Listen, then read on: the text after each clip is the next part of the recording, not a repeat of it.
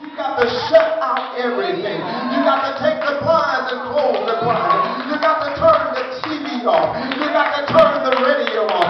You got to turn your cell phone off. The Bible says that he went down in the hole. But while he was down in the hole, he cried out to God and said, God, how should I deal with this enemy? Is there anybody in this house ever cried out to God and said, God, this thing is too rough for me. God, this thing is too tough for me. God, I'm tired of dealing with the same thing over and over again. Some stuff I dealt with in 2008, God, I don't want to deal with it in 2009. Some stuff that got on my nerves in 2008, God, I want deliverance in 2009. So he went down in the hole and said, God, how do I handle this? God, how do I deal with this?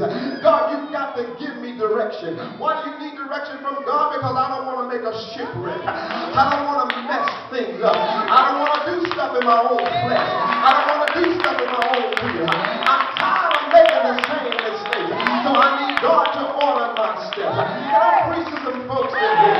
The mistake I made last year, I don't want to make this year. Circles I went around last year, I don't want to repeat this year. I want to go higher in God. So you got to talk to God. You got to lay on your face. And that's what David did. David had a talk with God and said, God, how should I handle the Philistines? And how do you know that when you pray is not just talking to God, but God will talk back to you? Prayer is a two-way street.